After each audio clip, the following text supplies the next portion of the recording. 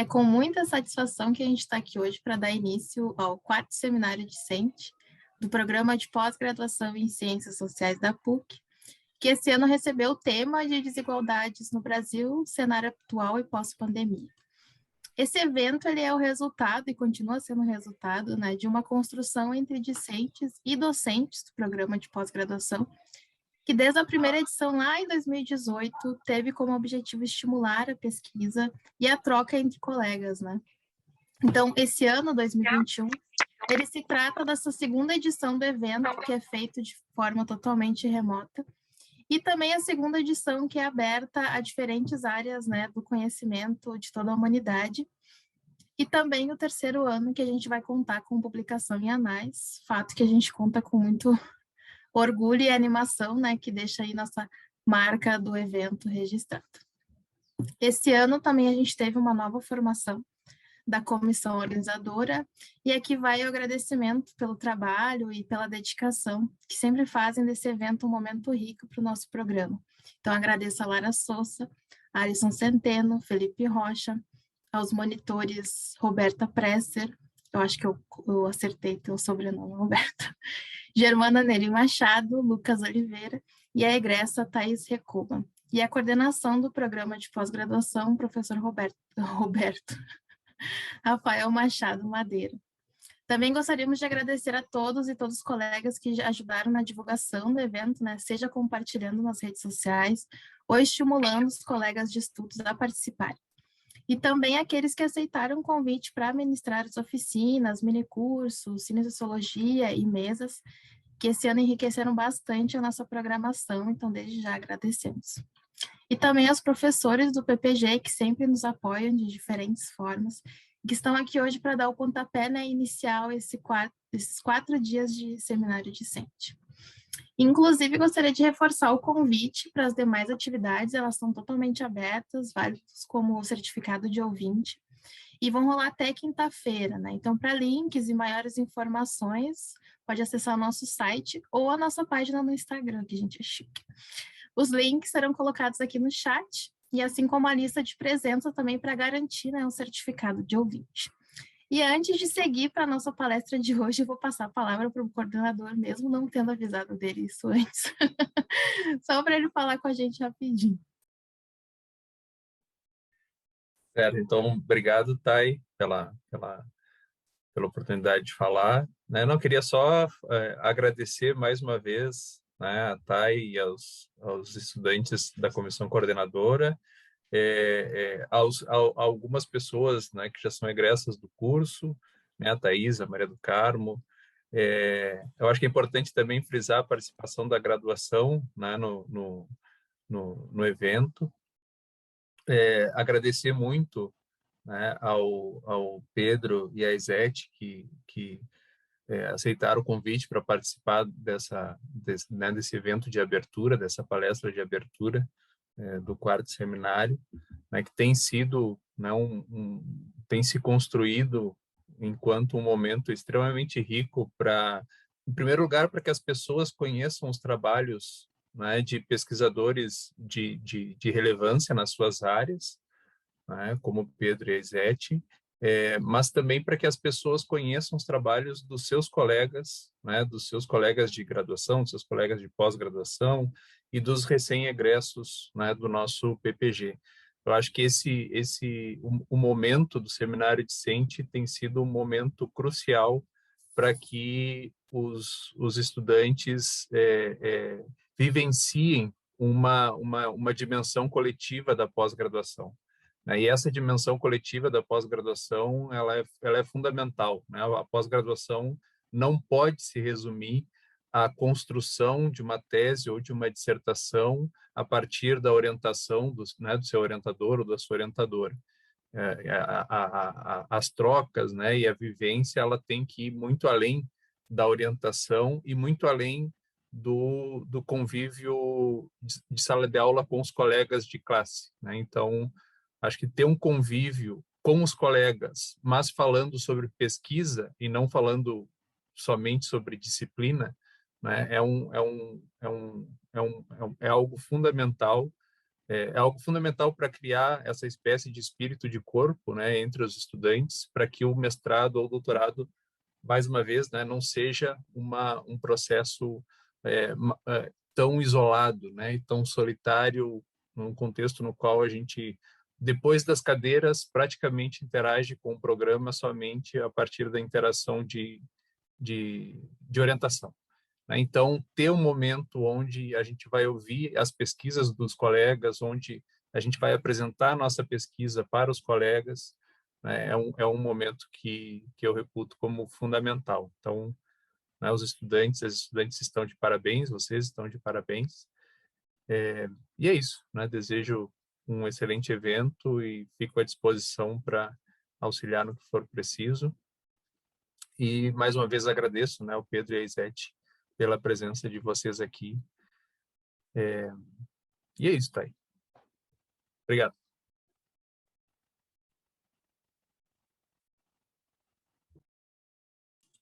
Alisson. Pois bem, vamos então dar início. Hoje à noite nós ouviremos a palestra de abertura sobre o tema do nosso seminário desse ano, que é Desigualdades no Brasil, cenário atual e pós-pandemia. Os nossos convidados são dois renomados pesquisadores na área, a doutora Izete Pengo Barbolin, ela é doutora em Economia pela Universidade Federal do Rio Grande do Sul e professora do Programa de Pós-Graduação em Economia da PUC-RS. E o professor Dr. Pedro Ferreira de Souza, ele é doutor em Sociologia pela Universidade de Brasília e pesquisador do IPEA. De imediato, então, eu passo a palavra à professora Izete por 25 minutos, com a complacência de até 5 minutos para nós ouvirmos sobre o tema central do nosso seminário. A senhora dispõe da palavra. Boa noite a todos e muito obrigada pelo convite a todos os integrantes da comissão organizadora, a coordenação do programa de pós-graduação. É uma satisfação enorme estar aqui para debater esse tema com vocês. Agradeço também a oportunidade de estar aqui também para aprender com o professor Pedro Ferreira de Souza. Certamente vai ser muito interessante ouvi-lo e participar de todo esse momento com vocês. Eu inicio manifestando para vocês que o convite especificamente do Alisson, em nome da comissão organizadora do evento, além de uma satisfação e uma alegria pela lembrança do nome, etc., me trouxe muitas reflexões e também angústias. E angústias não num sentido negativo, mas num sentido de provocação e de preocupação em o que selecionar, não sabendo exatamente quem seria o público do evento. E, com a fala do professor Rafael, agora eu penso que talvez eu não tenha feito a escolha do que vocês estavam exatamente esperando de eu apresentar um resultado de pesquisa. Eu preparei e pensei, me organizei para várias versões da apresentação e acabei, no final das contas, decidindo por uma fala mais de questionamentos e provocação e até de um certo ceticismo com a ênfase e a importância que a desigualdade tem ganho na mídia e nas discussões, tanto de agências internacionais quanto aqui no Brasil, e esse ceticismo e preocupação é mais para provocá-los também a fazerem mais pesquisas nesta área. Eu vou compartilhar minha tela com algumas anotações que eu fui fazendo aqui para me auxiliar no debate com vocês, então eu não vou apresentar um resultado de uma pesquisa minha, como provavelmente o professor Pedro vai fazer, eu não sei se ele é professor, sei que ele é pesquisador de IPEA, como o Pedro vai fazer, mas eu vou trazer então mais preocupações e questionamentos mesmo sobre a temática que são resultados de pesquisas que eu venho fazendo, de abordagens teóricas com as quais eu trabalho, que, para os que não me conhecem muito, eu trabalho bastante com abordagem das capacitações do Amartya Sen, com abordagem de desigualdade de oportunidade, com as discussões relacionadas com mobilidade intergeracional de renda e de educação. E, ao preparar essa palestra, eu senti um pouco a sensação de que nenhuma dessas abordagens seria suficiente para debater o o contexto atual da desigualdade. E aí eu trouxe alguns, 5 ou 6 aqui, questionamentos que, para mim, eles são questionamentos um tanto quanto incômodos neste momento. E o primeiro deles é que eu fiquei vários dias aqui pensando na palestra, no seminário, no evento, e na importância do debate que vocês vão travar nesses 4 dias aqui, e não consegui chegar numa resposta de por que a pandemia trouxe com tanta força a desigualdade para o centro do debate. E por que eu me coloquei esse questionamento? Porque no meu grupo de pesquisa, nas discussões que a gente vem fazendo, e desde que a gente estava ainda numa trajetória de um governo democrático, pré-2015, em que a gente ainda tinha resultados sociais melhorando um pouco, eu sempre questionei junto aos meus orientandos e grupo de pesquisa se nós efetivamente estávamos caminhando para cortar ou para interromper a nossa trajetória de desigualdade, se o nosso modelo de desenvolvimento, se as nossas opções de política econômica nos levaria a uma sociedade mais justa e mais igualitária. E se a gente olhar para alguns dados, a gente pode achar que sim, e se a gente olhar para outros dados, a gente pode talvez responder menos otimistamente, de uma forma mais negativa.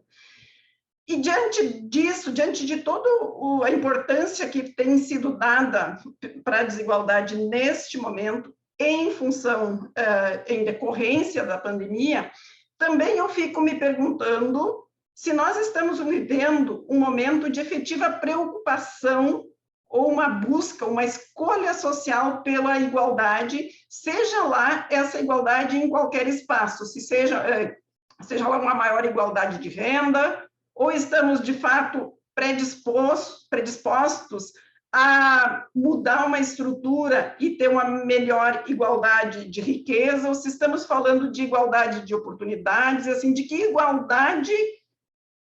desigualdades nós estamos efetivamente dispostos e querendo alcançar. Porque, em vários momentos do debate, me parece que a preocupação do momento relacionada com a pandemia, ela é maior com as consequências, com os efeitos que a pandemia acabou explicitando e com o risco que essas consequências de uma desigualdade enraizada acabaram lançando na sociedade atual, que sugere-se, em alguns momentos, que nós tivemos grandes perdas, que a desigualdade, de fato, se aprofundou. E eu não estou negando este aprofundamento. O meu questionamento aqui é se nós estamos vivendo um momento de ruptura com uma trajetória histórica de desigualdade. Será que nós estaríamos numa inflexão e passaríamos a caminhar para uma sociedade mais igualitária, se fazer esse tipo de escolha? Porque o outro questionamento é, será que é a desigualdade efetivamente que está incomodando, ou são aquelas manifestações dela em maior incidência de casos de Covid, de diferenças em termos de tratamento que são consequência de uma trajetória histórica de desigualdade? Porque, em alguma medida, vários dos resultados sociais que nós temos, e de manifestações também, e até de grupos de pessoas muito bem intencionados e preocupados com a desigualdade de fato, temos considerado atual que nós, com a pandemia, estamos perdendo ou retrocedendo em avanços e conquistas, e eu já li em mais de um artigo, matéria, documento, relatório, que nós estamos retrocedendo em avanços significativos ou conquistas significativas. E aí eu não estou questionando os avanços, eu estou questionando se eles são significativos em termos de mudança ou em termos de impacto na desigualdade. Porque se a gente olhar para algumas das dimensões que são importantes e que se agravaram agora, durante a pandemia, como o retorno de uma grande parcela da população ou o ingresso de uma outra parcela da população em situação de pobreza monetária, pobreza em mais de uma dimensão, pobreza multidimensional, que é uma área que eu trabalho, a gente pode se questionar porque nós, de fato, não interrompemos o nosso ciclo intergeracional da pobreza. Que apesar do Bolsa Família, apesar dos nossos programas sociais terem avançado bastante, representarem avanços significativos em termos de melhoria do bem-estar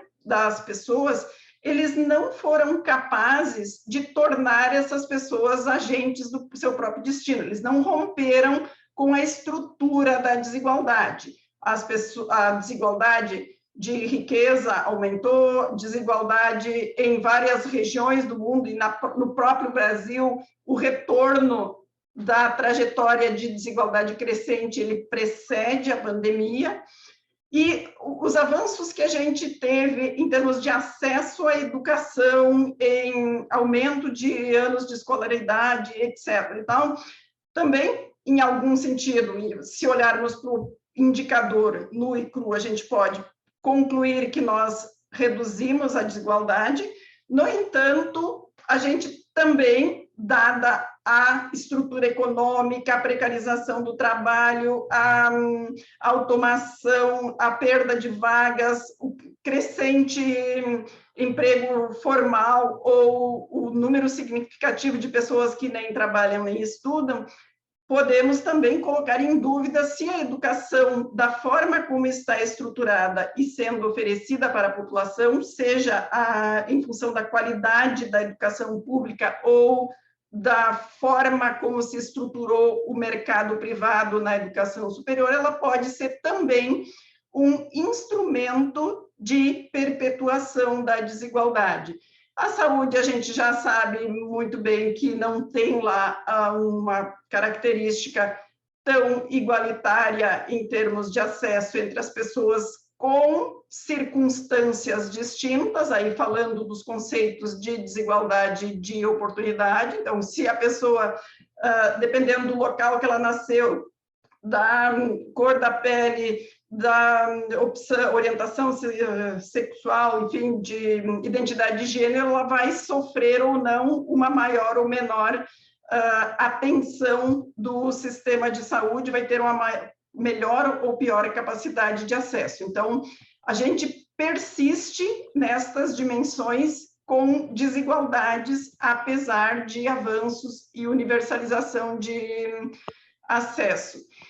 E aí, quando eu olhava para o tema do seminário de vocês, que fala da desigualdade, cenário atual e pós-pandemia, eu sempre me deparava pensando assim, mas o cenário atual, ele é mais consequência do cenário anterior, das nossas causas, das nossas raízes da desigualdade, que são antigas e históricas, e de algumas outras raízes que vêm se aprofundando mais recentemente, principalmente relacionadas com questões de opção do país, com escolhas públicas, ou escolhas de política pública, de política econômica, seja ela políticas de austeridade, sejam elas de incentivo a determinados tipos de inovação, de modelo de crescimento econômico, de um crescimento mais ou menos inclusivo, de optar por crescimento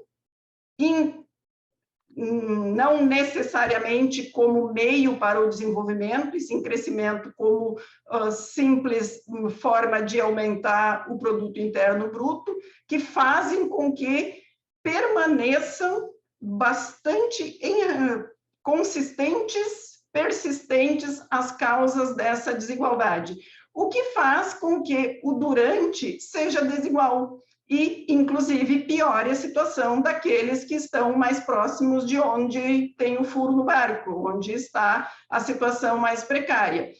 Porque a gente já tem relatórios, como o relatório do Credit Suisse e outros dados mostrando que aquela parcela mais privilegiada da população, os ricos, o setor financeiro, as grandes empresas, tiveram perdas no início da pandemia, principalmente ao longo do ano de 2020, mas boa parte delas já recuperaram as suas perdas e, inclusive, já obtiveram lucros maiores. Quem permanece sofrendo as consequências, o atraso e que vai ter os efeitos de longo prazo da pandemia é aquela população que já vinha aqui cronicamente prejudicada ou impactada pelas nossas raízes recentes ou antigas da desigualdade. Eu sei que todos vocês devem estar acompanhando os dados recentes de como que estávamos e como ficamos durante a pandemia, mas eu trouxe algumas coisinhas aqui, alguns indicadores não são produzidos por mim, são dados de IBGE, de DataSUS, de painel de indicadores de Unicef e PNUD, só para a gente trazer isso para o nosso debate da noite de hoje. Então, a desigualdade acirrou durante a pandemia, mas a gente vinha muito mal. Nós tínhamos mais de 5,1 milhões de domicílios que não estavam em condições adequadas. E nós não estávamos debatendo tanto isso pré-pandemia. Até nós da academia, nós, vocês, estudantes de pós-graduação, professores, pesquisadores, estávamos, mas a grande mídia, as agências internacionais não estavam tão focadas nisso. E aí tem dados agora de um painel de indicadores que saiu recentemente que mostram que 30% das escolas públicas no Brasil, que estão principalmente focadas no ensino fundamental, em 14 das unidades da federação não possuíam a internet para ensino-aprendizagem. Então, nós estamos num contexto de analfabetismo digital muito grande das nossas crianças, porque se a gente olha para a acessibilidade das pessoas na internet, nas suas residências, elas acessam predominantemente pelo smartphone, pelo celular, e possivelmente a criança em idade escolar, que precisaria, então, estar tendo acesso para a educação, não tem. E ela, mesmo que ela estivesse na escola, ela continuaria nesse analfabetismo digital, porque está muito em voga, assim, as crianças perderam muito tempo fora da escola, etc., se elas estivessem na escola. Mas alguns aspectos, mesmo se elas estivessem na escola, como, por exemplo, a alfabetização digital, que tem sido apontada como uma coisa muito importante para continuar inserido no mercado de trabalho no futuro, que vem cada vez mais se tornando dependente da internet, uma parcela gigante da população brasileira estava, piorou e continuará em dificuldade de acesso. Também pré-pandemia, 20 das 27 unidades da federação tinham mais de 20% da população na idade de 15 a 29 anos que não estava nem trabalhando, nem estudando. E num livro chamado Boa Economia para Tempos Difíceis, da Esther Duflo e do Abhijit Banerjee, eles fazem uma afirmação interessante, assim, que é muito difícil você amar e valorizar quem não é útil ou o que não é útil. Essa população que está sendo dispensada, que o mercado não está considerando como necessária, como importante, que não será utilizada porque ela está lá à margem, em reserva, e os robôs estão sendo mais eficientes ou pelo menos menos incomodativos, diríamos assim, não tem muito como se esperar que essa desigualdade ou que exista um incentivo por parte das grandes empresas do mercado para que se volte atenção para essa população que não está nem estudando nem trabalhando. Além disso, mesmo sem pandemia, nós tínhamos em 14 das 27 unidades da federação, mais de 50% da população em ocupações informais, muitas delas certamente precárias, e essa precarização começou muito antes da pandemia. E sem contar que disso resulta uma parcela grande da população, não necessariamente esse dado aqui se refere a uma linha de pobreza, porque a linha de pobreza do Brasil é bem menor que isso, mas que vive com uma renda muito baixa para realmente ser de grande interesse e atenção do mercado. Então, aqui resta a dúvida se realmente nós estávamos numa trajetória de desenvolvimento, de redução da desigualdade. Vocês sabem, todos sabemos aqui, que os dados da fome pioraram muito ao longo da pandemia, mas eles não vinham bem já há algum tempo. Aqui nós temos já uma trajetória uma tendência de crescimento da fome no mundo. Esse dado aqui daí é abrangente, mas só para vocês terem essa noção de que o acirramento da desigualdade ele está associado e a pandemia foi mais uma coisa, além de um conjunto de outros fatores que fizeram com que a desigualdade fosse se tornando um problema mais sério no nosso momento contemporâneo. Aí, durante a pandemia, também os dados que eu trouxe aqui são de amplo conhecimento de vocês. A gente sabe que a pandemia, que a Covid, matou mais pessoas pobres e pardas, de acordo com os dados do CIVEP-Gripe. A gente sabe que crianças de bairros mais pobres e periféricos foram mais afetados do que nos outros lugares. Sabe-se também que, dentre os pacientes que foram internados, tem esse estudo da UFRJ, que mostra que a taxa de mortalidade foi mais alta, mas aqui, de novo, assim, não é uma desigualdade que a pandemia provocou. A desigualdade prévia, a desigualdade da estrutura social e econômica do país fez com que as pessoas pagassem mais caro. E aí, então, já me aproximando aqui dos meus últimos 5 minutos, eu vou encerrar aqui as minhas reflexões com esses questionamentos. Assim, será que o país mudará sua preferência pela desigualdade? Será que o nosso modelo de política social que busca sempre ofertar o mínimo para a população para aliviar os sintomas de pobreza, da desigualdade, sem um rompimento com as barreiras à inclusão produtiva, sem mudar a nossa escolha de política econômica que prioriza a austeridade fiscal, que prioriza eficiência ao invés de eficácia?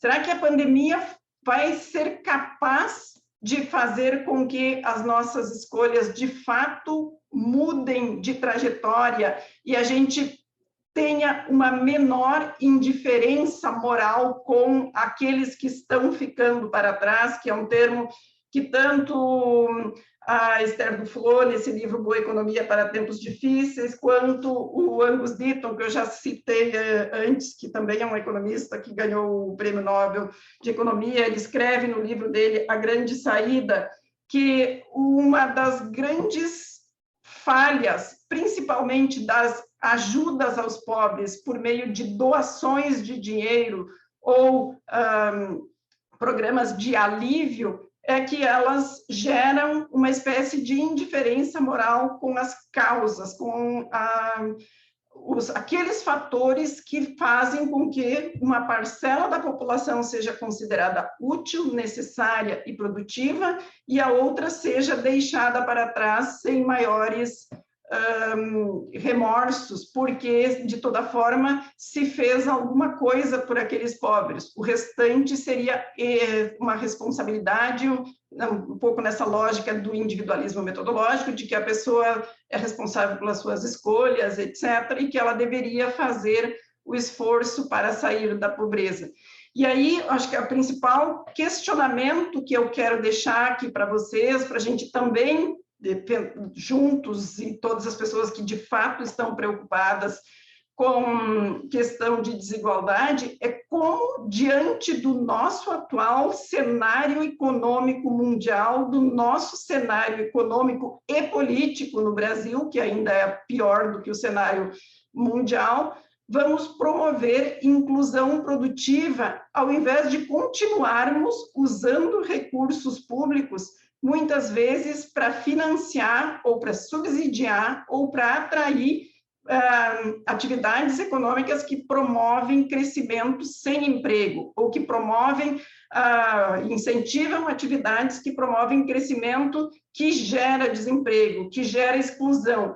E aí, bem mesmo para finalizar, eu confesso que um pouco da minha angústia, incômodo e quase revolta é que, diante de um contexto em que a gente estava precisando usar muito recurso para tirar as pessoas de uma situação de desespero, de fome, de total insegurança alimentar, os nossos legisladores, inclusive do município de Porto Alegre, estavam lá votando para a exclusão, para a eliminação dos poucos empregos que tínhamos, como, por exemplo, de cobradores de ônibus, que, além de gerar emprego e renda para essas pessoas, gerava externalidades positivas, de bem-estar, etc. E tal. Então, nós temos um contexto em que, ao invés de nós estarmos focados em criar empregos de qualidade, em tornar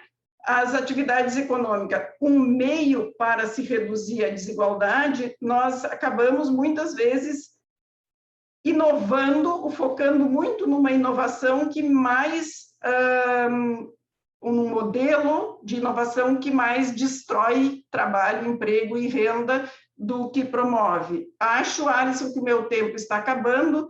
Seriam essas as minhas questões, provocações para o nosso debate da noite de hoje. Agradeço vocês pelo convite. Certamente o Pedro vai trazer muito mais dados e resultados de pesquisa. E eu vim só para provocar mesmo a confusão aqui.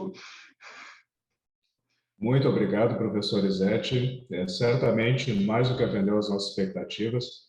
Eu, como egresso lá da antiga FACE, hoje Escola de Negócios, eu não tive a oportunidade, apesar de graduado na economia, não tive a oportunidade de ser aluno da professora Izete, mas é um dos nomes mais conhecidos nessa área de pesquisa e deu para ver a altura e a qualidade do trabalho.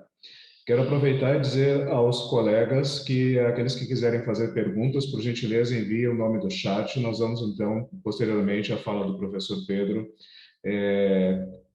passar a palavra para os colegas de acordo com a lista a ser enviada ali na ordem cronológica. E de imediato, então, passo a palavra ao professor Pedro. O senhor dispõe de 25 minutos com a complacência de 5 minutos com um período de tolerância. Fique à vontade. Obrigado, Alisson. Bom, boa noite para todo mundo. Muito obrigado pelo convite. Foi um prazer. Boa noite, professor Izete. Eu estou dividindo essa mesa, né? Meio esquisito remotamente fazer isso, mas fica boa noite, fica à vontade de... Um dia isso tem que passar, né? Vou compartilhar aqui minha tela. Eu vou pular alguns slides, mas assim, eu às vezes falo demais, então, por favor, fiquem totalmente à vontade para me cortar, derrubar minha conexão, enfim, se livrar de mim de qualquer jeito possível e imaginável. A minha apresentação, na verdade, ela compartilha, pelo menos em sentimento, vários dos pontos que a professora Izete falou, então acho que vai casar bem, assim, embora acho que também, evidentemente, temos algumas discordâncias, mas acho que a narrativa central é muito parecida, no sentido de que a coisa estava vindo meio mal já, assim, né? E acho que a pandemia ela só reforçou algumas tendências que torna muito difícil imaginar, inclusive, o pós-pandemia como algo melhor. Eu não vou ler todos os slides, eu vou passar algumas coisas rápidas em função do tempo, mas assim, eu só queria... esse é um slide que eu sempre boto, que é um slide assim, em minha defesa, né? Para deixar bem claro assim, que desigualdade é um termo muito carregado, né? Assim, tem 1 milhão de desigualdades possíveis, dependendo de todas essas definições que eu estou colocando aí, né? Desigualdade de quê, entre quem, qual é o universo, como você mede, enfim. Eu vou... em nome da simplicidade aqui, falar meio assim da desigualdade de renda entre pessoas e tal, mas pelo menos sabendo que é um recorte muito específico, ainda que, evidentemente, eu acho que ele é um recorte particularmente informativo, assim, para pelo menos dar uma ideia geral, mas não esgota, né? Não esgota nem de longe o debate, né? E, enfim, não vai dar muito tempo para entrar em teoria e dados, mas, assim, eu queria partir um pouco que eu acho que isso casa muito bem com o que a Zed falou, né? Assim, primeiro, uma certa sabedoria convencional que a gente, pelo menos até alguns anos atrás, tinha sobre o que foi esse século XXI, né? Esse período de 2001 a 2015, ou talvez, para ser mais preciso, de 2003 para frente, né? Um período aí em que parecia justamente essa sensação, e, na verdade, na época mesmo até eu tinha, e vários colegas tinham, e a gente conversava sobre isso, essa sensação do agora vai, né? Sim, não, agora vai, a gente sabe que não é um grande salto, mas é pelo menos um caminho que parecia robusto de longo prazo, né? Essa ideia assim, que o Brasil teve um período de crescimento com redistribuição de renda, né? O famoso crescimento para o pobre, enfim. Eu não sei se eu já estou velho ou se todo mundo se lembra dessa época, mas assim, realmente era um momento em que não precisava nem falar as desigualdades, né? Porque pelo menos os dados que a gente tinha sugeria que as desigualdades de vários tipos estavam diminuindo, né? Então, assim, entre indivíduos, entre regiões, entre sexo, educação, cor ou raça, etc., né? E aí com uma enxurrada de explicações, etc. E até do ponto de vista assim, de sociologia da ciência, né, tem uma coisa muito interessante, que é quando meio que esse modelo, que a gente pode chamar de modelo, ou pelo menos quando era essa mini era de ouro, com muitas aspas irônicas, começou a se desfazer, a gente também teve um certo revisionismo, também, com mais aspas, no sentido de procurar novos dados para olhar o passado, né, ou reanalisar o passado. Né? E eu acho que eu participei bastante disso, e o meu livro e tese são muito sobre isso, que é uma reanálise olhando os dados, por exemplo, da Receita Federal e não só das pesquisas do IBGE, né? Por uma coisa assim que a gente sempre soube que as pesquisas do IBGE tinham problemas e tem em todos os lugares do mundo, não é culpa do IBGE, mas essa coisa de que para você botar um entrevistador do IBGE dentro da casa de alguém muito rico e o camarada falar exatamente quanto ganha, não é a coisa mais fácil do mundo, né? E aí não precisa nem ser alguém muito rico, na verdade, qualquer pessoa desde medo, né, da privacidade, segurança, etc., as pessoas não gostam de revelar a renda, sabe? Porque tem um viés.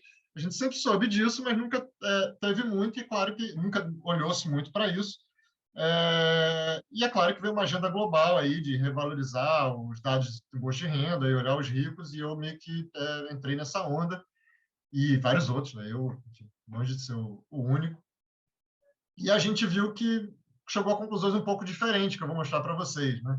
E mesmo quem continuou usando os dados do IBGE e tal, umas reanálises mais recentes, também bastante canônicas, olhando que não foi bem a educação, né? Assim, a rigor, se você olhar nos dados do IBGE, tem os papers recentes mostrando que, na verdade, foi os retornos à experiência que diminuíram e não necessariamente a educação. Então, assim, uma coisa mais complicada do que a gente achava. Né? Eu vou pular esses slides. Então, assim, primeiro eu vou mostrar... Bom, primeiro, para fazer uma apresentação mais curta, vamos olhar, assim, bem simplificadamente, primeiro, a renda média, né? Assim, acho que não tem muito, embora a renda média engane muito, e PIB engane muito, etc., não tem muito como a gente fugir, mas eu acho que ele mostra algumas coisas e que, inclusive, estava acontecendo antes da pandemia, né? Então, assim, eu peguei só esses dados do Banco Central, 96, só porque, por acaso, o Banco Central só divulga de 96, né? E é o PIB per capita, ano a ano, em reais de 2020, né? Então, assim, anos 90, aquele crescimento muito irrisório, né?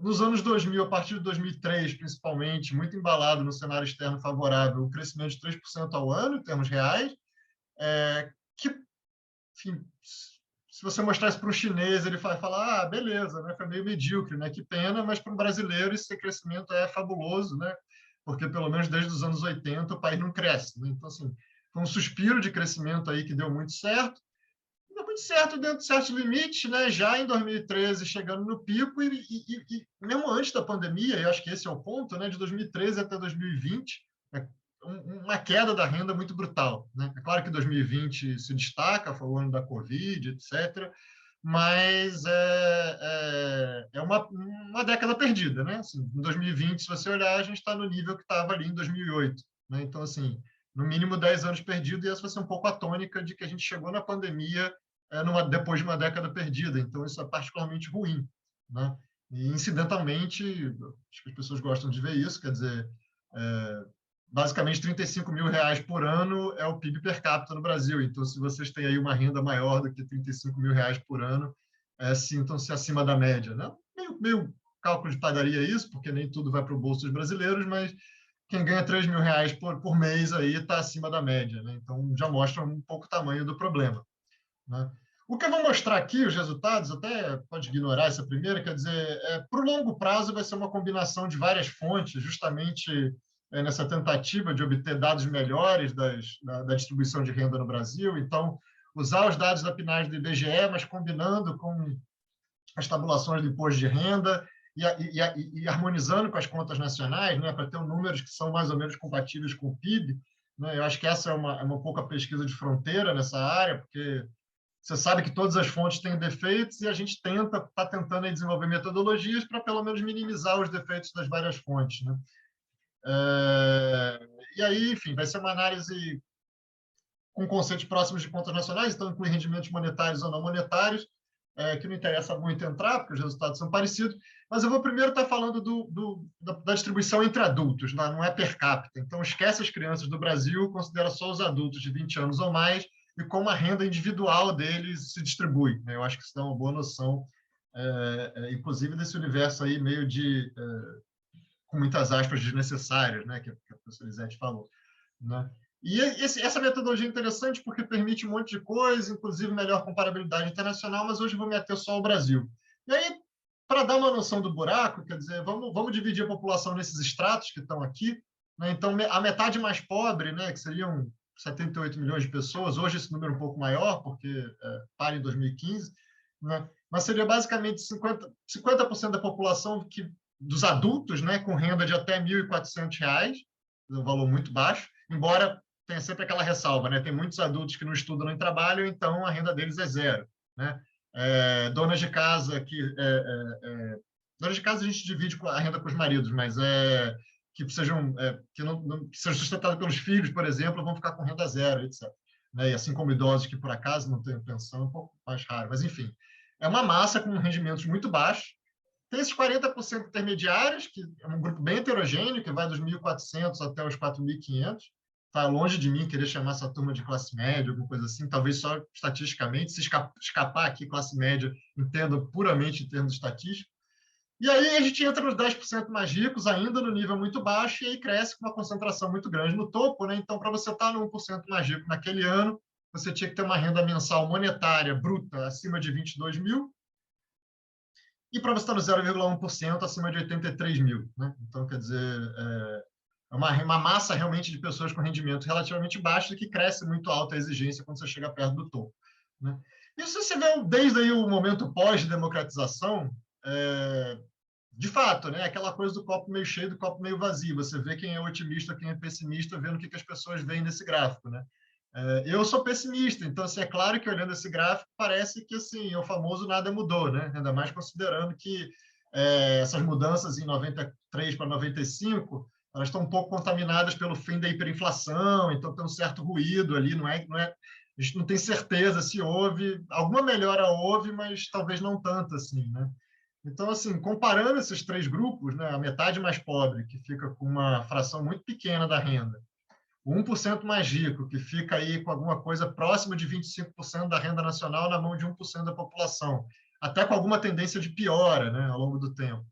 E aí os 49% que ficam entre os dois, né, com muitas aspas, essa classe média, quem olhar assim, realmente, a princípio, não houve nenhuma mudança. Não, assim, mudanças abruptas e mudanças assim gigantescas, eu acho que é indefensável dizer que houve no Brasil nesse período. Então fica aquela coisa assim do que é relevante ou não, porque mesmo não havendo mudanças abruptas, e de fato a experiência internacional mostra basicamente é que mudança abrupta só ocorre em momento de catástrofe, basicamente, né? O que a gente teve foi de mudanças incrementais. E eu, particularmente, eu acho que elas são bastante importantes, né? E acho que, na verdade, o Brasil, as coisas estão indo tão mal que a gente acaba valorizando cada vez mais qualquer melhora, mesmo que seja incremental, né? E a mudança incremental que houve foi basicamente assim, esse grupo intermediário perdeu, né? Os mais ricos ganharam um pouco e os mais pobres, por incrível que pareça, ganharam um pouco também, né? E isso não aparece aqui porque o eixo está muito comprimido, porque eles continuam tendo muito pouco da renda, né? Então, aquela coisa assim, se você escolhe olhar para o nível, que continua muito baixo, ou para a tendência, que mostrou alguma melhora, varia muito de pessoa para pessoa, de contexto para contexto, mas não tem uma resposta muito simples, né?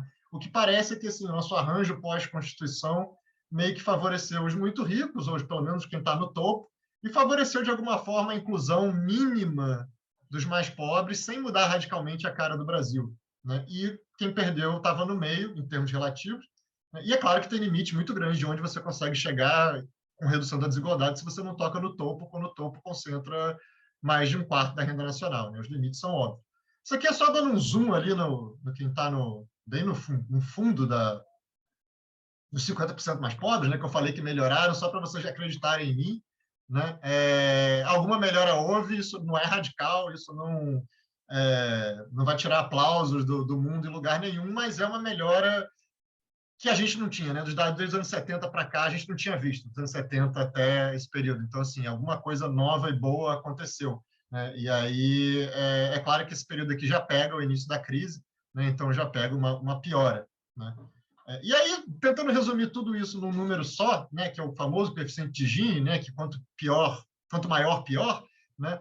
Isso aqui é o que o vermelho, né, o que está aqui como PNAD, é o que a gente achava que tinha acontecido, né? Se você olhar só o que o IBGE divulga, né, com as limitações das pesquisas, que, de novo, todos elogios ao IBGE, a gente achava que a queda da desigualdade tinha sido essa, que é basicamente alguma coisa em torno de um sexto, né, entre 15% e 20%, alguma coisa assim, que continua um nível muito alto, né, 0,50, quer dizer, se você olhar os países europeus mais igualitários, ou, na verdade, até a maior parte dos países europeus está perto de 0,30, né? Então, assim, 0,50 continua sendo muito alto, mas melhorar, assim, nesse período é uma melhora bastante, pelo menos se você ignorar aqui o final da série, né? É uma melhora bastante interessante, né? Só que fazendo todas aquelas correções, e dependendo se a gente quer olhar só a renda monetária ou a renda total, o que a gente vê é que ou a desigualdade basicamente não caiu, né? Ou ela caiu bem pouquinho, né? Então, assim, não é só que as coisas deram errado com a crise, a euforia anterior parece que foi um pouco excessiva também. E, de novo, não estou acusando ninguém, até eu mesmo tenho o texto da época falando que legal para onde a gente está indo, mas, assim, os novos dados mostram um cenário um pouco mais preocupante, né? Nem tudo foi ilusão, quer dizer, para resumir, a pobreza de fato despencou, assim, principalmente se a gente usar essas linhas muito baixas, a desigualdade salarial diminuiu, a nossa política social melhorou, se tornou mais distributiva, mas foi tudo um pouco na margem, né, incrementalmente, né? Quer dizer, estabilidade no topo, o mercado de trabalho melhorou, mas a gente vê esse papel dos lucros, dividendos, ganhos de capital e aplicações financeiras atuando na direção contrária, o que sustentou o 1%. Difícil defender que o Estado brasileiro teve uma guinada redistributiva, né? Foi mais uma acomodação bancada pelo crescimento, quer dizer, tinha mais dinheiro para gastar e você conseguiu fazer uma acomodação eleitoral ali de dar dinheiro para os muito pobres e sem precisar mexer muito na distribuição. E com uma concentração no topo que está imensa, né? Eu não vou botar aqui os números, mas se os 1% mais rico no Brasil tem alguma coisa em torno de 25% da renda, vamos ser conservador até, na maioria dos países do mundo, e na maioria mesmo, fica entre 10% e 15%. Quer dizer, 1%, em vez de 25% no Brasil, teria que ter entre 10% e 15% para estar no nível aí de países que inclui desde a França até, sei lá, uma boa parte de países asiáticos, inclusive, né? Assim, a América Latina e alguns lugares da África são grandes outliers. Então, assim, uma situação que vinha capenga. Se olhar os anos 2010, piora, né? Aí, aqui eu estou olhando só PNAD, só IBGE, não deu tempo ainda de fazer toda aquela fábrica de salsicha em cima desses números. Mas, assim, para vocês terem uma ideia, né, o que esse gráfico está mostrando? Vamos considerar que a gente parte de 2014. Né? Então, 2014, o iníciozinho da crise é 100, né? Tanto para os 5% mais ricos quanto para os 25% mais pobres. Então, as séries mostram a variação em relação a 2014. Né? Então, se está abaixo da série é porque a renda desses grupos caiu, né, em termos absolutos, né, em reais. Se está acima é porque ela subiu. Então, a gente vê que no início da crise a renda de todo mundo caiu aí na PNAD de análise contínua diz uns 5%, né? Então, assim, em um ano a renda de todo mundo caiu 5%, é uma crise bastante forte. E aí a gente vê uma grande divergência, né? Então, assim, se a situação já não estava tão boa, se não tinha melhorado tanto, o que acontece é que a crise derruba todo mundo, mas rapidinho a renda dos mais ricos começa a subir. Não é nenhum crescimento espetacular, mas eles chegam em 2019 com a renda, não são as mesmas pessoas, né? Mas esse grupo, os 5% mais ricos, chegou com a renda 6% maior do que estava em 2014. Então, ao longo da década, eles perderam, mas depois ganharam e compensaram. Agora, os 20% mais pobres se lascaram, assim, por completo, né? A renda deles caiu e continuou caindo. Então, assim, naquele momento que a recessão em tese já tinha acabado ou pelo menos a recuperação já estava começando e já estava pleno vapor para os mais ricos, né, a renda dos mais pobres continuou caindo e ela basicamente não cresceu em termos reais desde então. Então, assim, em 2019, os 20% mais pobres tinham uma renda real que era 15% menor do que era em 2014. Quer dizer, eles estavam mais pobres, né? Então, assim, aí é o que eu acho que olhar o gradual e o incremental faz diferença, porque assim, o Brasil continuava sendo o Brasil de sempre, mas um pouquinho pior, né? E de repente ficou muito pior, né?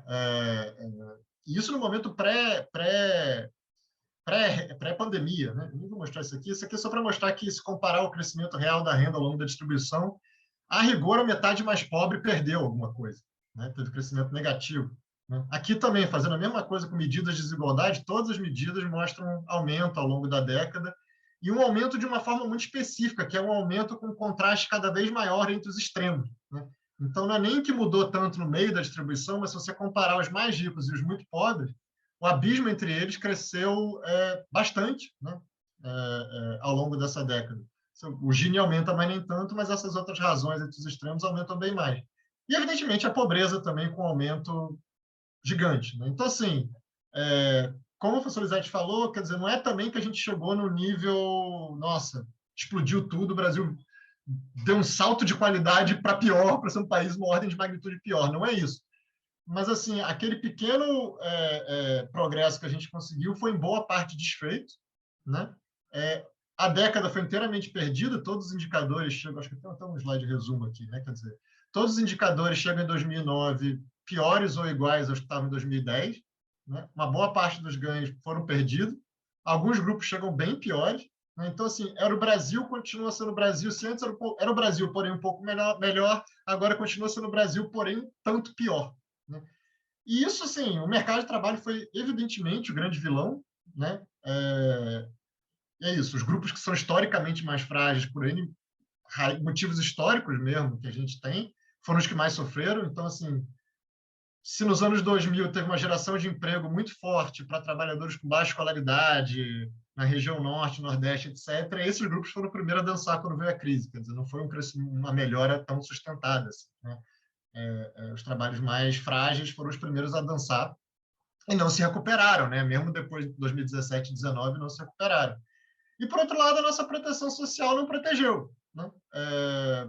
As pessoas tomam um susto isso, mas o Bolsa Família e o Seguro-Desemprego, que seriam assim, os grandes candidatos tem uma crise, esses programas têm que crescer para serem contracíclicos, né? E ajudarem na recuperação e proteger as pessoas. Eles encolheram, em termos reais, né?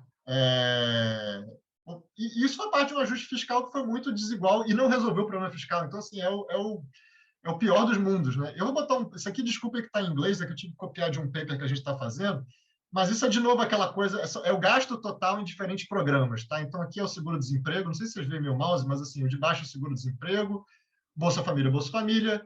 Esse aqui, MW Pension, são as pensões e aposentadorias e pensões de salário mínimo, né? E esse aqui é o BPC, que também é um programa assistencial para idosos e deficientes pobres, né? E aí está tudo indexado de novo como 100 em 2014. Então, assim, o gasto real em tudo vinha crescendo de 2010 a 2014, num período que as coisas estavam boas, né? E aí o que aconteceu veio a crise, né? Isso aqui, o cinza, é a recessão.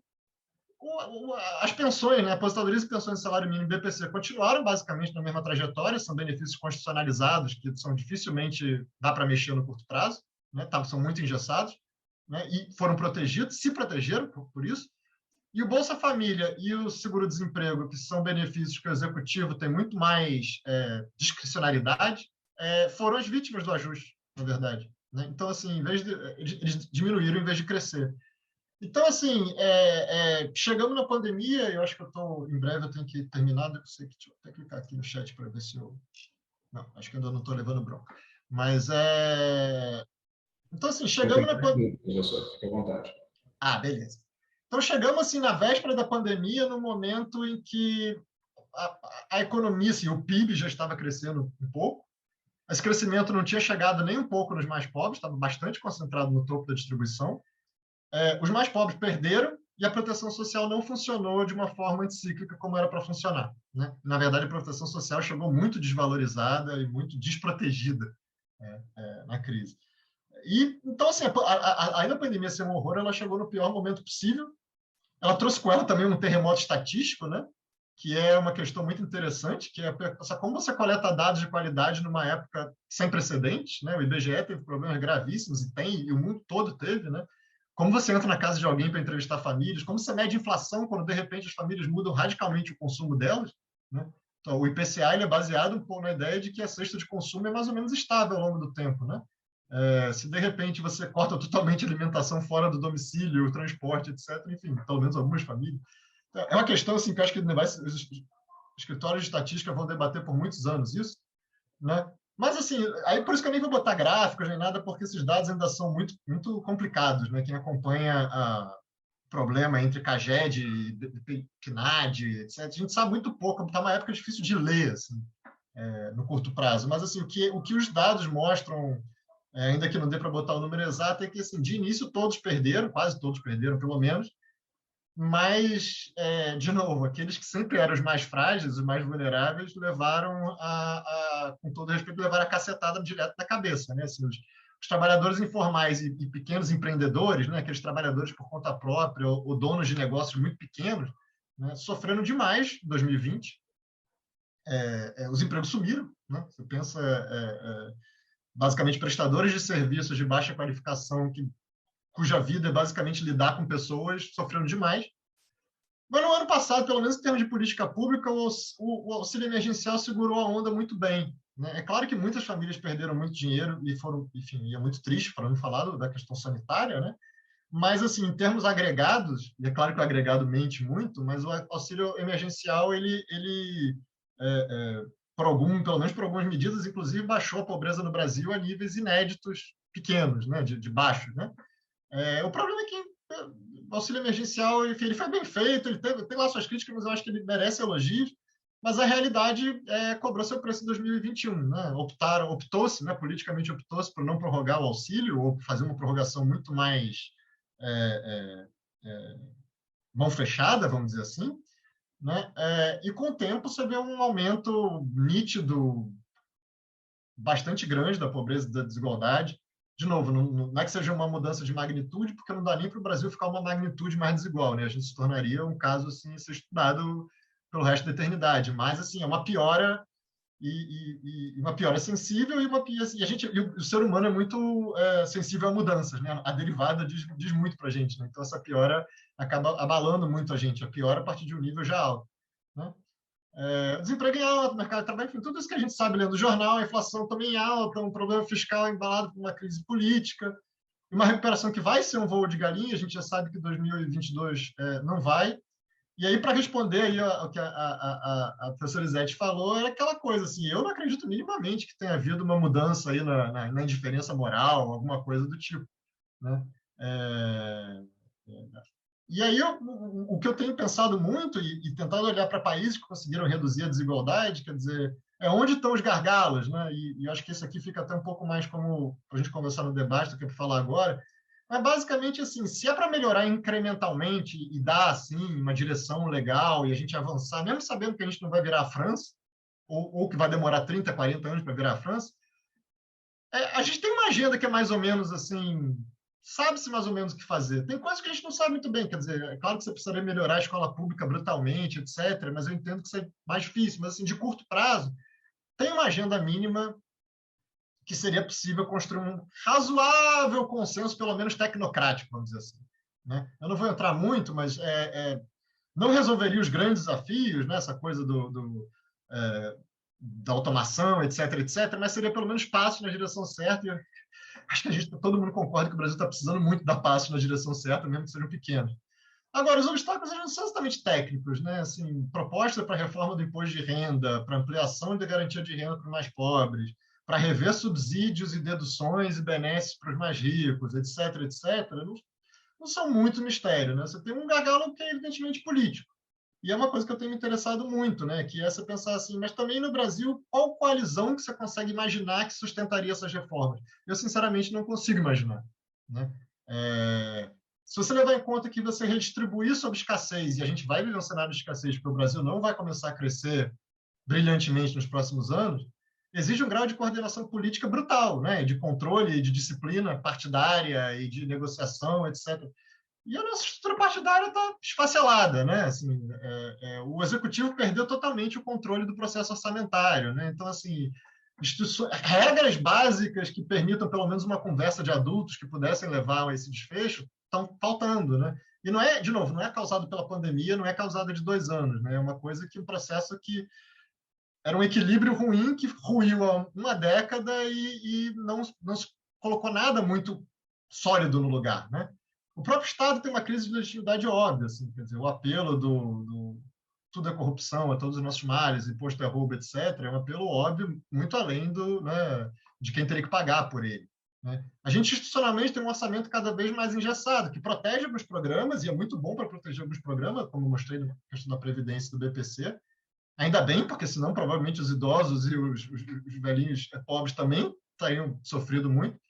Mas o outro lado desse engessamento é criar um jogo nem é de soma zero, um jogo de soma negativa entre o que não está engessado. Então, assim, mesmo um governo super redistributivo e com uma maioria partidária super sólida, etc., tem problemas institucionais muito graves porque ele administra muito pouco do orçamento, né? Então, a gente está numa lógica muito complicada de romper com o status quo, assim, de não ter nem só os atores políticos, mas mesmo certas regras básicas que seriam necessárias para permitir esse grau de negociação parece estar faltando. Então, assim, para terminar, sem me alongar demais, já tendo me alongado demais, eu sou muito pessimista para os próximos anos. Concordo que não houve uma mudança, uma piora extraordinária, do tipo, não é que o Brasil estava legal e, de repente, a gente foi para a barbárie, né? A gente está acostumado com a barbárie há bastante tempo, né? Se a gente for pensar friamente, mas é uma piora que não tem muita saída, assim, não tem muita luz no fim do túnel ainda e que mesmo sendo incremental, eu acho que traz muitas perdas para o país em termos de bem-estar e mesmo de perspectiva de futuro, né? Porque conseguir, para voltar ao ponto inicial, né, o que a literatura mostra é que países não conseguem deixar de ser o Brasil a não ser que passem por alguns tipos de catástrofe muito específica, né? E a pandemia é uma catástrofe que claramente não foi uma delas. Pelo menos historicamente foi assim. Então, assim, o nosso desafio já seria assim, inventar um caminho gradual, incremental, pacífico, etc., que durasse 30, 40 anos. Isso teria que ser inventado. Eu não conheço nenhum caso de sucesso que tenha feito isso. E a gente estava já num momento ruim, e acho que esses últimos anos, até pré-pandemia e só agravado pela pandemia, tornaram isso uma possibilidade ainda mais distante, né? Acho que, terminando dessa maneira, acho que está bom aquela mensagem bem pessimista para, no fim de dia, para terminar a apresentação. Mas é isso, gente. Obrigado. Muito obrigado, professor Pedro. Nós vimos como as duas apresentações elas se complementam, né? A professora Izete focou nas múltiplas desigualdades que existem, o professor Pedro focou na questão da renda, e esse enfoque conseguiu trazer um debate muito amplo aqui. Falando em debate, eu estimulo os colegas, por gentileza, enviem os nomes, aqueles que quiserem fazer perguntas aos professores. E eu começo perguntando o seguinte: considerando que o emprego é a melhor forma de redução das desigualdades, hoje nós vemos um cenário de uma dualidade no mundo. Em certos países desenvolvidos, sem entrar na questão propriamente do debate do que pode ser considerado ou não um país desenvolvido, mas em países ao menos com uma maior renda per capita, eu estaria 2 países, os Estados Unidos e o Reino Unido, existe uma incapacidade de atrair mão de obra para vagas, inclusive, que estão tendo, no caso dos Estados Unidos, um aumento da média do salário hora e da média do salário mensal no Reino Unido. A demanda por mão de obra está muito grande, mas as pessoas não estão querendo trabalhar. E, no extremo oposto, hoje no Brasil, a professora Izete trouxe ali o número, né, do tradicional nem, dos jovens que nem trabalham, nem estudam, que é um gargalo histórico no Brasil. Seria uma política de geração de emprego a melhor maneira de o Brasil sair dessa crise posteriormente à pandemia?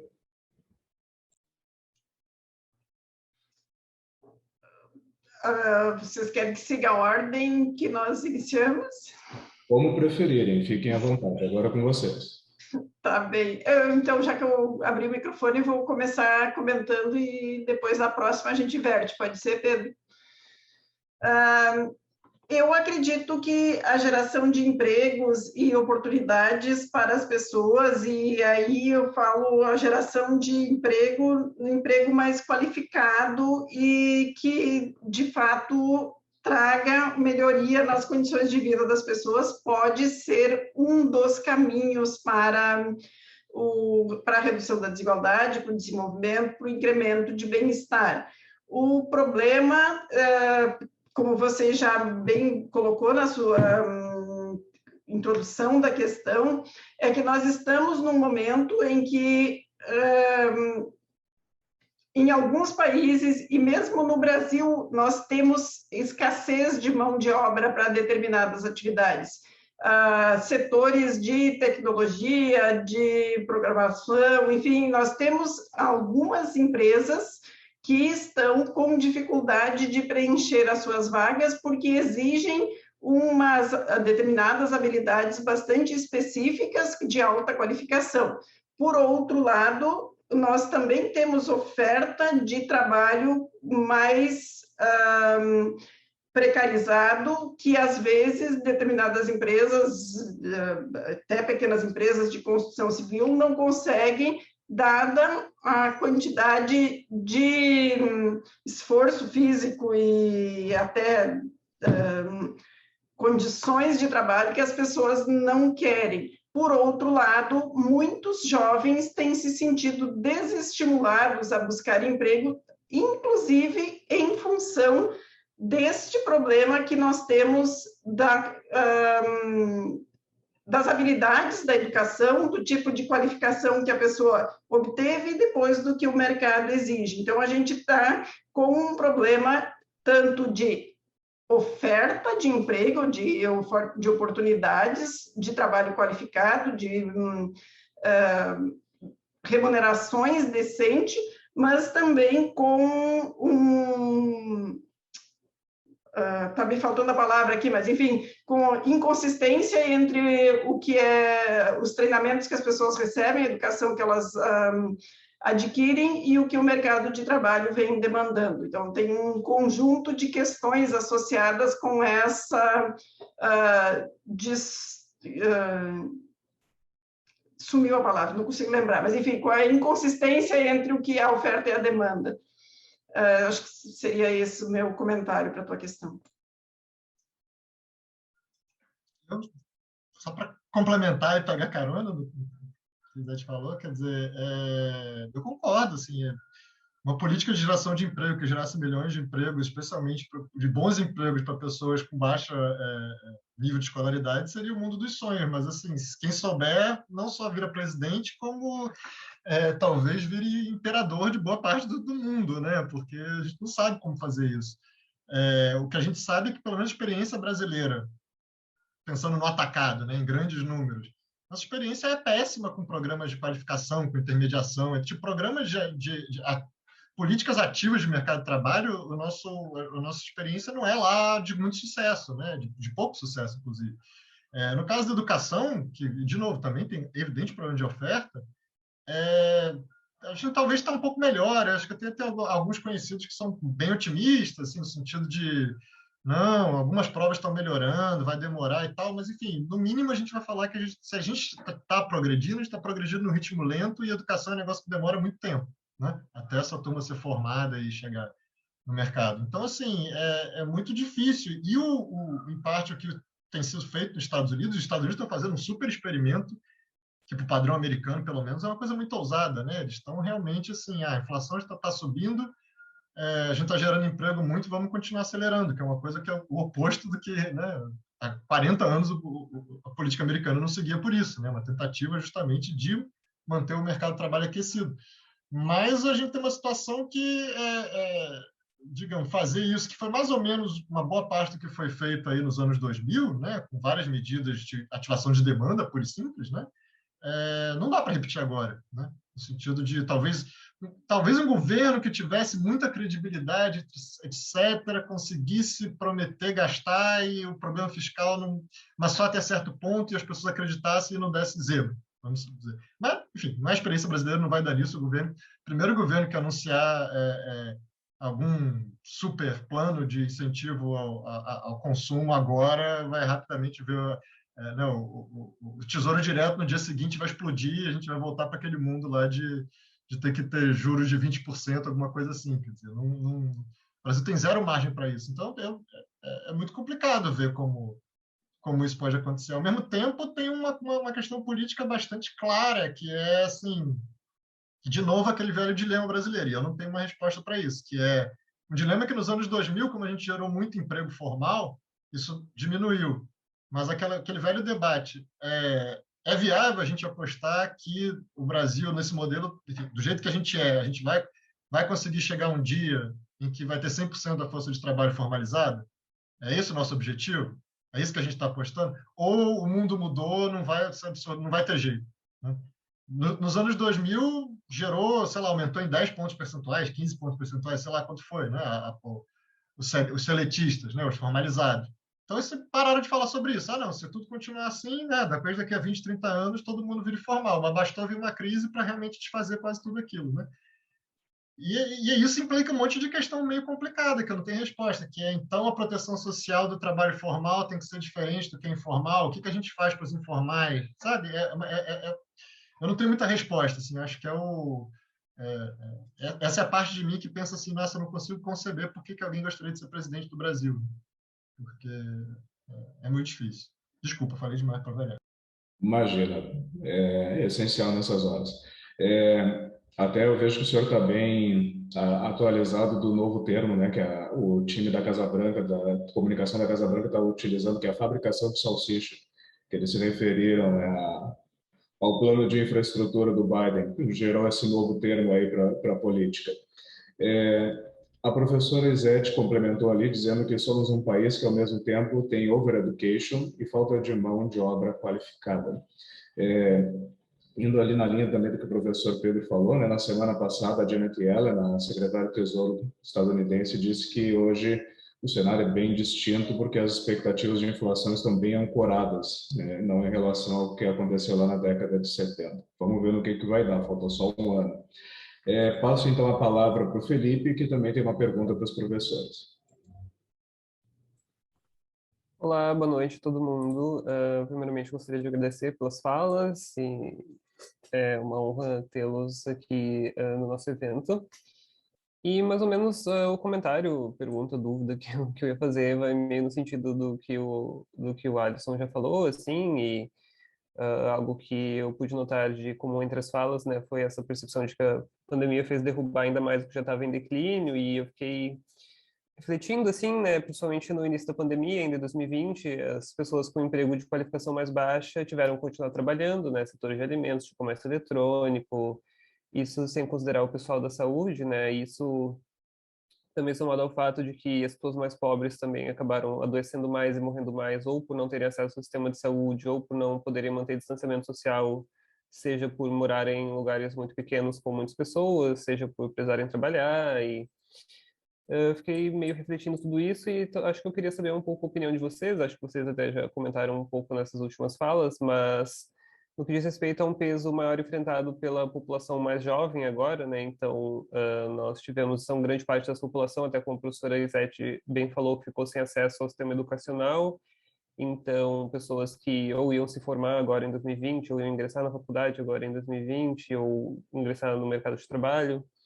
Então, eu gostaria de ouvir um pouco de vocês nesse sentido, assim, de talvez as pessoas que poderiam ser responsáveis, por falta de outra palavra, né, por essa retomada econômica, também terem sido acometidas por essa piora na desigualdade em mais de um aspecto, né? E seria isso.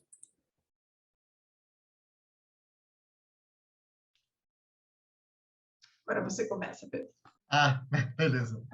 É tenso, né? Assim, eu acho que, ao que tudo indica, né, das pessoas que têm olhado mais de perto essa questão educacional, essa aí daí talvez seja uma das maiores tragédias, no sentido das maiores discrepâncias, né, de quem abandonou os estudos, quem não abandonou, a possibilidade de boa parte desses jovens, se eles vão voltar aos estudos ou não, é difícil, né? Depois que se abandona, é difícil.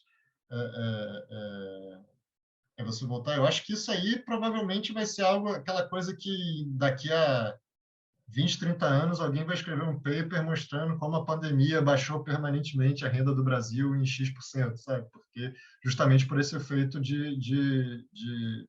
dessa trajetória interrompida no sistema escolar, né? E mesmo, enfim, o ser feito à distância, acho que também vai ter muita gente estudando aí se o aprendizado foi minimamente parecido com o que se dá em sala de aula, né? Porque foi uma coisa também, uma distância inventada às pressas, né? É muito complicado, assim, eu acho que, e além de tudo, você ainda tem o fato de que, na verdade, a pobreza e as carências no Brasil estão intensamente correlacionadas ou inversamente correlacionadas com a idade, né? Então, assim, a pobreza infantil é a mais alta de todas, etc, etc. E esses jovens aí que estão nessa transição do ensino médio para o mercado de trabalho estão simplesmente, além de tudo, lidando com uma quantidade brutal de incerteza, né? Não sei se isso responde minimamente, mas é uma coisa que me preocupa muito. E eu acho que aí que isso pode ser, inclusive, se nada for feito, semear um equilíbrio futuro para o Brasil em que a desigualdade é permanentemente ainda mais alta do que era no pré-pandemia, né? Esse que é um efeito, acho que, bastante, talvez, enfim, pelo menos em termos de consequências sociais, dos mais deletérios desse período recente. Eu sigo da mesma linha do Pedro e talvez até um pouco mais pessimista ainda neste ponto do que ele, porque também a gente vinha já com altas taxas de distorção em idade série, o que estava também numa trajetória com elevada evasão escolar do ensino médio, principalmente na transição do fundamental para o ensino médio, e um pouco da estratégia ou da expectativa é que boa parte das soluções em termos de retomada de crescimento, etc., dependiam ou eram vistas como decorrentes de empreendedorismo, de iniciativa das pessoas, etc. Só que a parte da população capaz de ter condições de empreender por oportunidade é restrita possivelmente a 1 ou 10% mais rico da população. Essa população dos neném e do pessoal com distorção em idade séria que foram afetados pela pandemia em termos de aprendizagem, de desenvolvimento de habilidades cognitivas e não cognitivas, já enfrentava dificuldade de acesso mesmo aos empregos precários disponíveis. Obviamente, vai ter dificuldade, inclusive, de dar continuidade aos negócios precários da família. Então, isso torna um problema, inclusive, de sucessão de pequenos negócios, de pequenos empreendimentos, da sustentabilidade desses empreendimentos, se as pessoas têm muito baixa qualificação num mercado fortemente competitivo. Então, é uma questão preocupante, talvez um ponto de atenção de como se recupera, de como se faz para que essa aprendizagem perdida ao longo da pandemia possa, em alguma medida, ser minimamente compensada. Seria uma política pública importante, necessária, eu acho, nesse momento de retomada. Obrigado, professores, pela resposta. Felipe, obrigado pela pergunta. Lembrando que o Felipe é um dos organizadores também do seminário nessa edição de 2021. Assim como também a próxima a fazer a pergunta, que direto da Alemanha, Lara, por favor. Oi, gente, tudo bem? Vocês me escutam bem? Obrigada. Primeiro, eu queria agradecer muito a fala da professora Isete, do professor Pedro. Eu fiquei aqui fazendo umas anotações e prestando muita atenção, foi realmente muito interessante os gráficos, os questionamentos e a fala de vocês. Então, de novo, realmente muito obrigada por terem aceitado esse convite e aberto assim, o nosso evento. Acho que não podíamos ter começado de maneira melhor. E, na verdade, eu tenho duas perguntas. Uma é mais nessa discussão agora da última pergunta que o Felipe trouxe, que também veio junto com a dúvida do Alisson, pensando nessa questão de, tipo, jovens que não conseguiram continuar a escola pela questão do acesso. Eventualmente, essa saída ela pode ser considerada uma evasão escolar, porque eu também fiquei pensando um pouco na fala do professor Pedro, né, de como é que a gente vai ver esse impacto no futuro.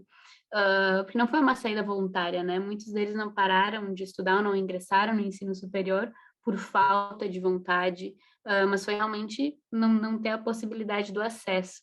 Então, se a gente pode agora, eu sei que é difícil, né, falar agora do que a gente vai fazer no futuro, mas como é que a gente poderia talvez dar um sentido para isso, que termo usar? Porque eu fiquei me questionando bastante como é que a gente lê isso, né? Afinal, é uma interrupção que não foi por vontade, né, própria, mas que ela tem vários impactos, e pensando até em jovens que perderam muitas vezes as famílias inteiras, ficaram só eles. Então, se a gente... não sei se vocês talvez sabem de algum estudo que já exista, ou como é que a gente poderia talvez conduzir uma análise nesse sentido, porque é o impacto da desigualdade pensando em renda, mas também de todo um desenho de futuro, né, de pessoas que perderam também toda essa estrutura familiar que eu não faço ideia do impacto que isso pode ter na vida de um indivíduo, né? Mas nos muda completamente. E minha segunda dúvida, na verdade, que eu queria ouvir de vocês, se quiserem, né, compartilhar comigo, com a gente, pensando em toda essa discussão de desigualdade, que, na verdade, acho que quando a gente no Brasil, essa discussão nos acompanha sempre, né? Mas aí eu pensei um pouquinho mais em eleições. A gente sabe que a pobreza ela é sempre usada como uma ferramenta política, né? Como é que a gente vai um atrativo, né? O que a gente vai oferecer, o que a gente vai dizer que vai mudar, nesse sentido mais de barganha. Como vocês acham que com esse aumento da desigualdade que a gente teve, o desemprego, né? Por um lado a gente sabe que o Bolsonaro ele usa muito essa retórica de que o lockdown ia deixar as pessoas pobres, né? Toda aquela ideia de que a gente ia parar a economia. Ao mesmo tempo a gente tem a outra retórica de se a gente não parar as pessoas vão morrer, então de qualquer forma, né, a gente vai ter um problema ali. Mas como vocês sentem, né, ou pensam que talvez pode ser utilizada na eleição do ano que vem, na campanha, essa questão do aumento da desigualdade durante a pandemia? E surgiu a dúvida, na verdade, enquanto a gente estava acompanhando vocês, e que é uma coisa que eu tenho pensado muito em como a gente pode se organizar para o próximo ano, para, enfim, né, como a gente pode atuar, seja de uma forma acadêmica ou ativista, para a gente pensar nessa questão, tipo, se adiantando um pouco, né, as coisas que podem vir. Obrigada, gente. Obrigada a você, Lara, pelas perguntas. Sobre a primeira pergunta da questão, eu anotei aqui evasão forçada, que talvez seja um termo que expresse minimamente essa questão, e penso que a evasão forçada, neste momento, claro, tem os casos que você citou muito bem ali, que o adolescente, ou o jovem, ou a criança pode ter perdido os pais. Já temos alguns dados sobre os órfãos da Covid, mas eu te confesso que eu não sei de cabeça, assim, já as estimativas. Esses casos eu acho que são mais complicados e demandariam uma maior política de proteção social.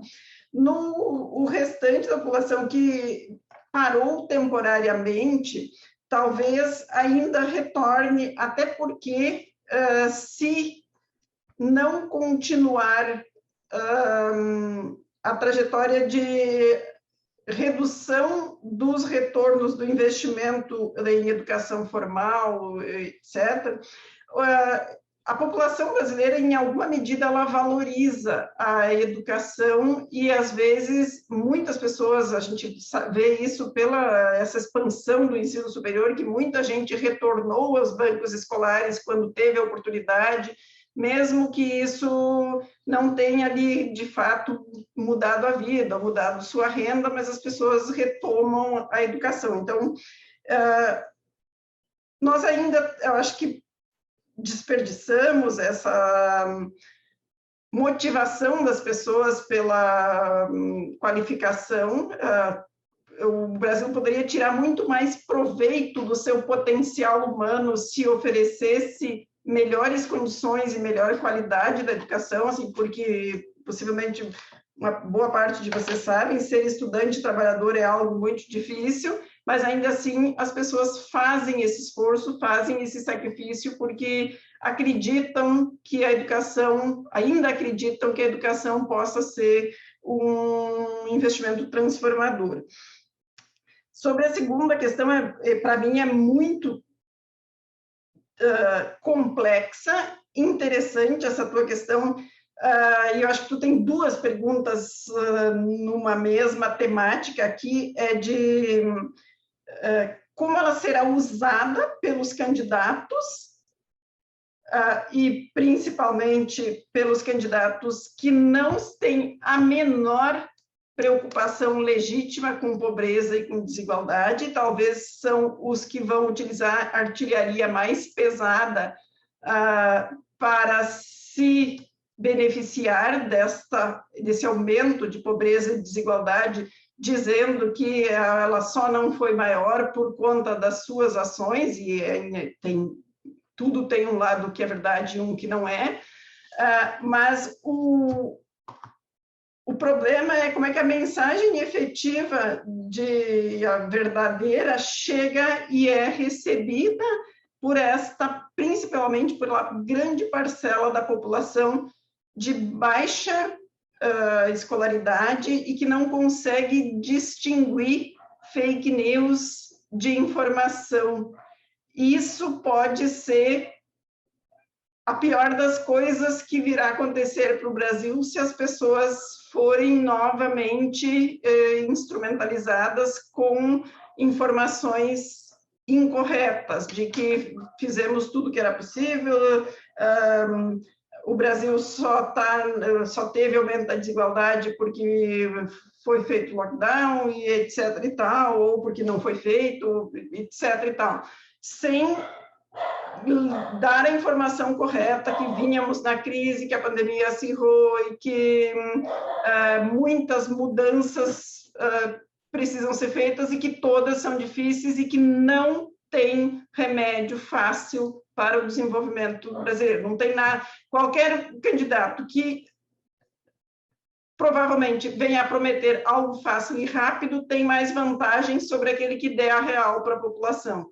porque principalmente em situações de crise, as pessoas querem algo para se agarrar. E, ao fim e ao cabo, eu acho que nisso, o Pedro já deu um pouco essa mensagem, não tem solução simples, fácil, e quem quer ser presidente do Brasil por alguma razão inexplicável, pelo menos para nós, vai dizer que tem solução.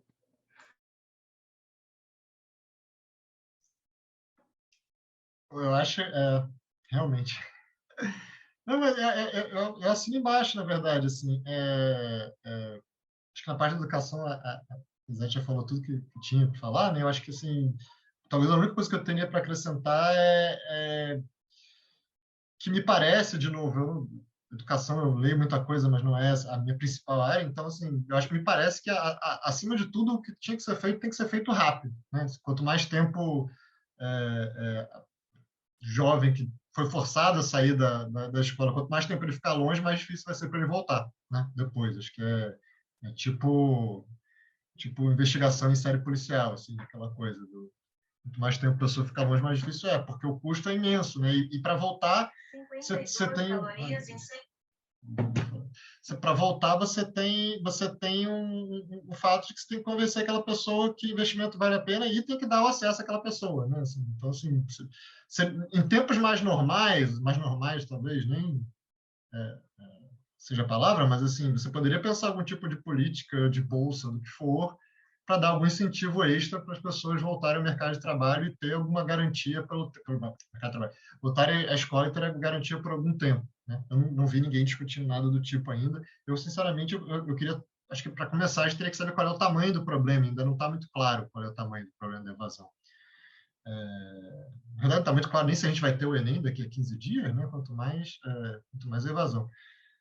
Quanto à eleição do que vem, aí de minha parte é puramente especulativo, mas assim, a minha experiência no assunto, eu acho que a desigualdade em geral, desigualdade é um tema que é um pouco abstrato para as pessoas, embora seja muito concreto, assim, se falar o termo desigualdade é um pouco abstrato para além daquele lugar comum de todo candidato diz que vai ajudar o Brasil, né?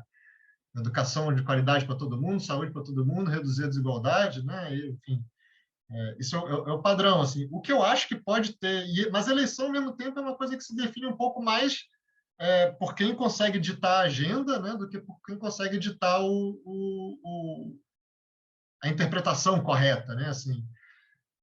Assim como 2018 foi totalmente dominada pela questão da corrupção e da violência, né? Acho que foram os dois grandes temas, né? E da pouca vergonha, com muitas aspas de novo, né? Eu acho que essa eleição vai ser muito ditada, pelas mortes da pandemia, pelo desemprego, evidentemente, e provavelmente, e a desigualdade entraria aí pela questão da pobreza, né? Assim, cenas de família fazendo fila para conseguir osso em açougue, etc. Além de ser coisa absolutamente muito triste, né? São cenas muito impactantes, né? E eleição, campanha eleitoral se faz de dar aquele sensacionalismo básico a cenas impactantes e dar uma solução rápida para aquilo, né?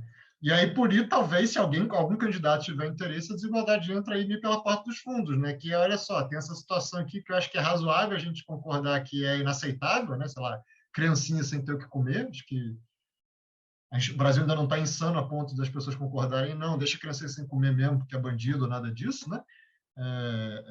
Não sei, né? Mas e aí o famoso como pagar, né? Que é aquela resposta que o candidato finge que está sendo super responsável, etc. Por aí entrar alguma coisa da desigualdade. Eu acho que pode ser, eu não descartaria, não. A minha maior ceticismo, na verdade, é o que acontece depois que o cara, seja lá quem for, é empossado, né? Acho que é aí que o problema começa, né? Em tempo de campanha eleitoral, tá todo mundo achando tudo lindo, porque é tudo abstrato, também ninguém promete que vai, né, tirar de ninguém específico, as perdas são sempre genéricas, o problema é depois aprovar alguma agenda viável, né? Que é isso, um presidente que a primeira coisa vai ter que se ver com o fato de que o orçamento não cabe nem no teto de gastos que já existe, né? E aí, né? Como vai renegociar isso sem levar a um colapso dos mercados, etc, etc. Então, acho que esse é o problema maior, mas eu acho que para a campanha em si, enfim, a oposição tem um ótimo incentivo a colocar, né, pandemia, morte da pandemia, desigualdade e pobreza como caminhos óbvios, ainda mais porque ano que vem provavelmente a situação, assim, o caminho natural das coisas é não melhorar muito, né? Acho que ficaria mais difícil, né, de ser defendido.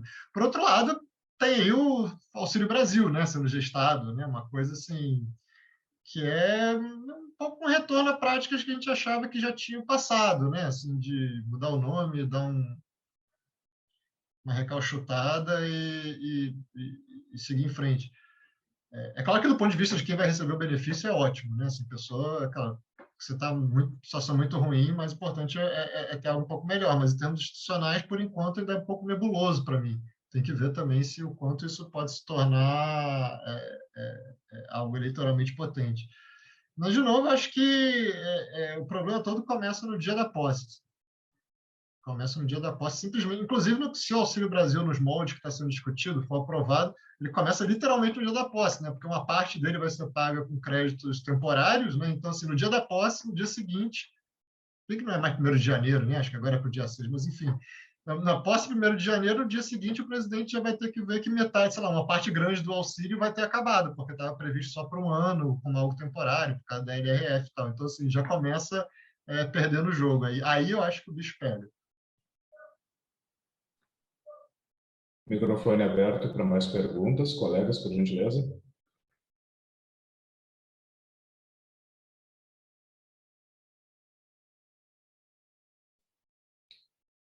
Vou aproveitar, então, enquanto ninguém pergunta. Diferentemente de outros países dos BRICS, mas focando um pouco mais no caso da Rússia, né, que tem um contingente populacional próximo do Brasil, considerando Índia e China, que somam quase 45% da população mundial, não existe ceticismo em relação à vacinação, e isso permite que o Brasil consiga sair da crise sanitária mais rápido, que vai fazer com que no ano que vem nós tenhamos um cenário completamente distinto. Porém, o professor Pedro falou ali da questão, né, do crescimento voo de galinha, tudo indica que no ano que vem nós vamos ter um baixíssimo nível de crescimento econômico, e na contramão, né, vem o Auxílio Brasil, mas também nós vamos ter um efeito carry-over da inflação, que o IPCA deve fechar em duplo dígito nesse ano, e como a economia continua altamente indexada, nós vamos ter no ano que vem ainda um cenário de inflação alta, pelo menos no início do ano. Pensando precisamente, ali, tangenciando no que a Lara falou em relação às eleições, pensando precisamente em 2022, em que patamar vocês acreditam que nós vamos estar na questão da desigualdade de renda do ano que vem, com baixo crescimento, baixa geração de emprego, inflação ainda alta, mas o governo bancando aí com um novo programa, né, de distribuição de renda que pode dar uma achatada, pelo menos, nessa desigualdade gritante? Eu acho que é meio difícil, né? Porque a gente não sabe nem exatamente onde a gente está agora, né? Considerando que tem os dados aí, tem de todos os tipos, as pesquisas domiciliares, ninguém sabe direito se os pesos estão certos, enfim, tá tudo meio nebuloso. Mas, sei lá, supondo que hoje a gente piorou X% em relação ao pré-crise, é muito provável que a gente continue patinando em torno desses mesmos X% no ano que vem, porque mesmo com o auxílio, assim,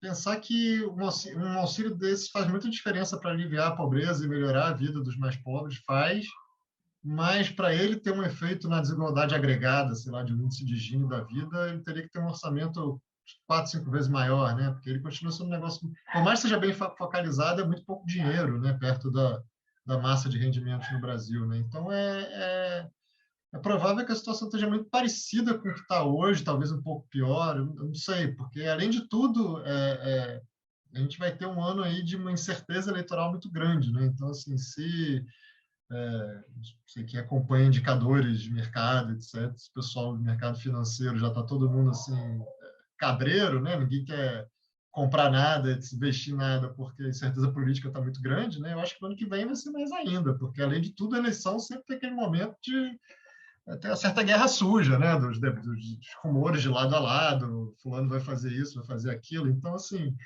é um momento que todo mundo para e espera para ver o que vai acontecer. Eu acho que é provável que esteja aí. Eu duvido que tenha uma resposta muito grande de mercado de trabalho ou de desigualdade. Eu acho que a gente vai ficar mais ou menos como está hoje, que é um nível bem triste, né? Bem grande e bem triste.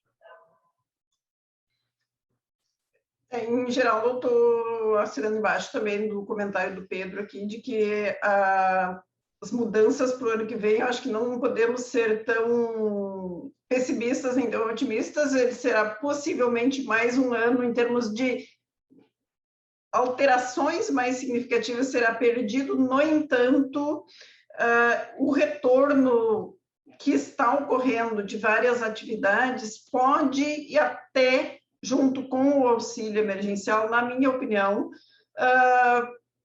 reduzir um pouco a crise econômica, enfim, fome, miséria, etc., porque a população, ou os pequenos negócios, empreendimentos familiares, informais, etc., as pessoas vão fazer alguma coisa para recuperarem um pouco, minimamente, o seu padrão de vida. Eu acho que o investidor, o tomador de decisão, melhor informado, ele é mais cauteloso no ano de eleição, no ano de incerteza econômica e política. Aquele que precisa sobreviver, eles têm menos tempo, inclusive para prestar atenção em indicadores macroeconômicos gerais. Ele precisa vender o almoço para comprar o jantar e ele vai tentar fazer isso vendendo o que for possível, produzindo o que for possível, atraindo as pessoas para sua pequena pousada, para o hotel, o seu restaurante, fazendo promoção de qualquer coisa. Então, alguma retomada, eu acho que mesmo diante de um cenário eleitoral, de inflação, as pessoas vão tentar fazer o possível para dependerem menos de ajudas e de assistência que elas sabem que é temporária, limitada e, às vezes, humilhante. Então, alguma retomada pode ter. Mas, como o Pedro disse, sobre a desigualdade, efetivamente, não tem muito como fazer essa previsão ou ter essa expectativa, porque a gente não sabe exatamente o tamanho dela hoje. Mais perguntas, colegas, por favor? Eu tenho uma pergunta, Alisson. Vai um pouco numa outra direção, mas eu queria, de repente, tocar no assunto do papel da ciência agora na pandemia também. A gente, de repente, conseguiu visualizar mais claramente nas ciências exatas e as contribuições da medicina na formulação da vacina contra a Covid, etc. Mas a gente também tem o papel das ciências humanas, das ciências sociais como um todo. O Pedro também tem trabalho no IPEA. Eu queria, de repente, perguntar para vocês como é que vocês veem esse efeito nas ciências humanas como um todo, se a gente pode seguir essa mesma lógica que até o Pedro e a professora Izete já tinham sinalizado, né, de um pequeno progresso e que foi desfeito em termos de redução da desigualdade, mas o que a gente também teve investimento em educação, em ciência, etc., se a gente pode ver um movimento bastante semelhante nisso, se as mudanças que nós tivemos nos últimos tempos, nos últimos anos, as pequenas mudanças também foram desfeitas nesse período, à medida que a gente também pode, e aí que eu gostaria de ouvir vocês, de que medida que as ciências humanas, durante a pandemia também, a pesquisa social, a pesquisa econômica foi demandada por parte do governo, das políticas públicas, etc. Como é que foi a experiência de vocês e como é que vocês veem o cenário como um todo?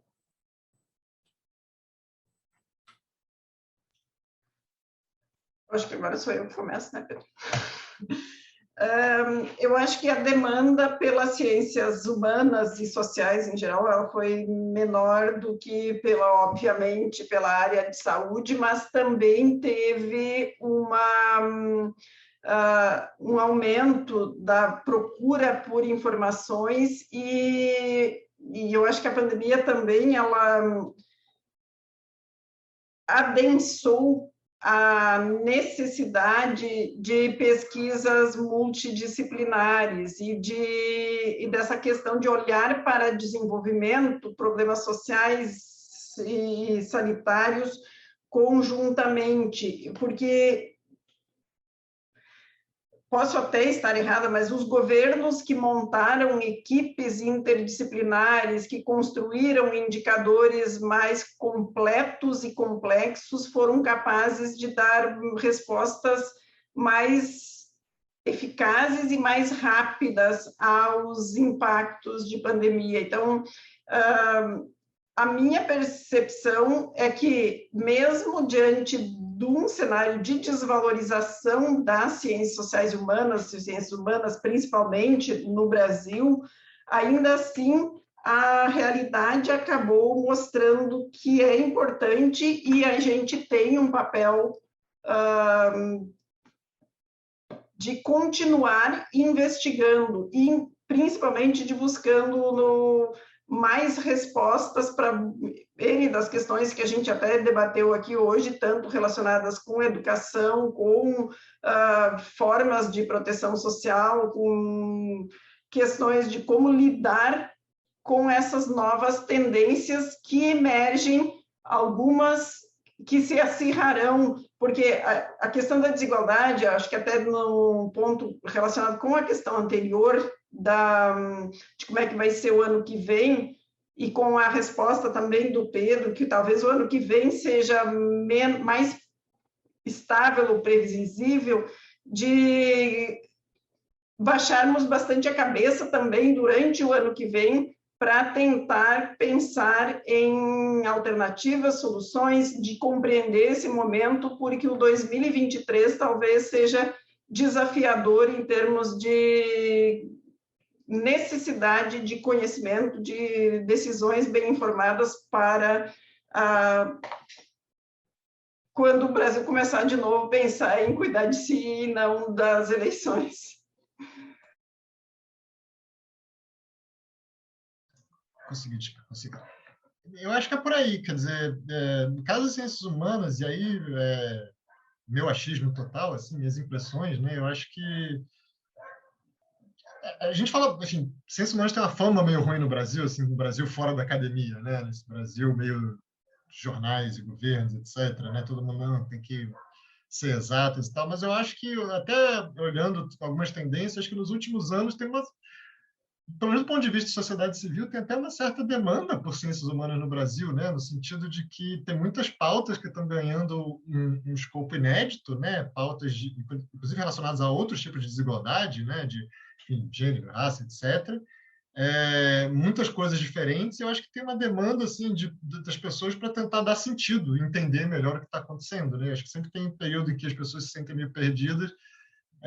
Quem está ali para dar, historicamente, para dar essas respostas, pelo menos em algum grau, são as ciências humanas, né? Assim, de explicar o que está acontecendo ou contar melhor o que está acontecendo, né? E eu acho que isso evidentemente não predominou até agora. As pessoas querem saber de vacina e de fim de pandemia e voltar a algum tipo de vida, mas eu acho que isso talvez já esteja borbulhando ali embaixo, sabe? Tipo, eu até estava conversando com um conhecido nosso que trabalha no mercado editorial e falou, pô, não é necessariamente ciência humana, mas falou que as vendas em geral, desde o ano passado, das editoras no Brasil estão indo super bem, assim, estão indo acima da média, né? Quer dizer, as pessoas ficaram mais em casa, também trabalharam menos e compraram, pelo menos compraram mais, né? E parece que em outros países também foi a mesma coisa, né? E eu acho que é isso, assim, as pessoas têm um certo afã de... A tendência é cada vez mais, conforme as coisas melhorarem, ter um afã de tentar entender o que é isso que aconteceu, né? Ao mesmo tempo, quais são as consequências do isolamento, sabe? Esse tipo de coisa, assim, que você vê, até de psicologia meio pop, assim, até ciências humanas, até o fato de que quando você tem uma crise e sua rotina é interrompida abruptamente, você inevitavelmente também pensa o que poderia ser diferente, né? Assim, a vida deixa de ser aquele fluxo que vai no automático, né? No piloto automático. Você começa, de repente, você tem tempo e fala, pô, mas será que vale a pena ir no escritório todo dia? Não era melhor trabalhar de casa? Enfim, você começa a pensar em possibilidades e as ciências humanas também servem muito para isso, né? Eu acho que elas estão para aí, mas isso seria do ponto de vista de sociedade civil. Pensando do ponto de vista de governos, aí eu sou muito mais cético, de novo, né? E nem é só por uma experiência recente, porque eu acho que tem uma lógica um pouco diferente. Enfim, eu estou no serviço público, a ANP, há 12 anos, né? Enfim, já trabalha também não só como federal, mas assim, quando a Câmara solicita, alguns governos estaduais. E, sinceramente, embora tenha muita gente que escute e seja uma coisa muito variada, mas em boa parte das vezes, quando um agente político, né, procura para conversar sobre alguma coisa, via de regra está querendo simplesmente legitimar alguma decisão que já foi tomada, né? Então, assim, e na pandemia a gente viu muito isso, né? Assim, muitos governos, principalmente estaduais, também simplesmente recorrendo a esse manto da ciência para legitimar um monte de decisões já tomadas, né? No caso do governo de São Paulo também, né? Assim, aquele papo, ciência, ciência, ciência, ciência, ciência, e em vários momentos, sei lá, vendo na internet, lendo, for cientista, falando, não, mas peraí, isso aí não é exatamente, né? Isso não está muito de acordo, né? Por que diabos agora, sei lá, por que diabos o município do Rio está liberando as coisas agora e não antes? Quer dizer, também serve para lavar as mãos para muita coisa. E é uma relação meio assim, e sempre vai continuar assim, eu acho, né? Assim, a relação entre política e academia e pesquisa é sempre meio utilitária e instrumental para os dois. Assim. Embora tem momentos que tem aberturas maiores ou menores. Assim, isso eu concordo plenamente. Mas eu acho que isso aí eu acho que não vejo melhorando muito, até porque é muito mais fácil também você ter a mente aberta e conversar com a academia, conversar com pesquisadores, quando você tem mais dinheiro para gastar, né? Aquela coisa... tenho dinheiro, já alimentei todos os meus apoiadores, o que é de legal eu posso fazer agora? Aí é uma coisa, né? Quando eu farinha pouca, meu pirão primeiro, aí é bem mais complicado, né? Os interesses falam muito mais alto. Mas eu acho que, eu sou um pouco otimista, porque eu acho que do ponto de vista de sociedade civil, vamos dizer assim, nem sei se esse termo ainda é adequado para o ano 2021, né? Um ar meio século XIX, vamos dizer assim. Mas para a sociedade civil, eu acho que tem um interesse maior, assim, e crescente em várias dimensões, assim, e que a pandemia tende até a acelerar. Na verdade, hoje em dia é impossível se abrir a página, já era assim, né? Mas acho que mais ainda é impossível abrir a página de jornal sem ter pelo menos algum cientista social dando depoimento em alguma matéria, né? Não é só mais aquele ele disse, ela disse de político e gente do mercado, né? Então, isso aí, se essa pauta de, vamos tentar ser diferente, né? Pelo menos na retórica sobreviver, aí abre um espaço bem maior ainda, e talvez possa construir coisas em cima disso. É estranho ser um pouco otimista, mas é até bom de vez em quando. Não sei se é muito otimista, mas enfim. Muito obrigado aos professores.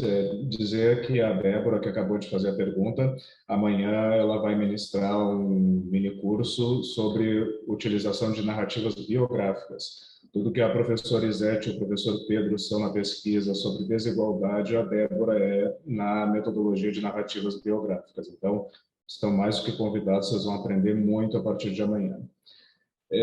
Como não houveram mais manifestações, eu queria agradecer profundamente a professora Izete, professora do programa de pós-graduação em economia aqui da PUC, professor Pedro, que é pesquisador do IPEA, pela presença. Foi uma aula para nós todos. Convidar a todos vocês, o seminário só começou, continua ao longo da semana, nós temos diversas outras atividades, além da oficina da Débora sobre narrativas biográficas.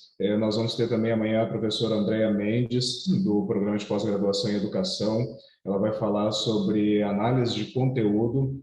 Eu também vou ministrar uma oficina, utilização do SPSS para variáveis quantitativas e qualitativas.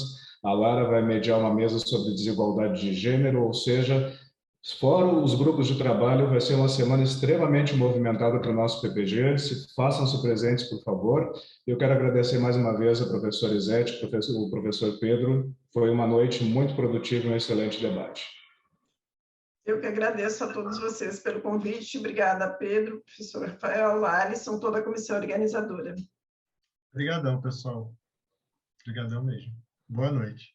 Tudo de bom para vocês e boa noite. Obrigada, gente. Boa noite. Boa noite. Tchau, boa noite.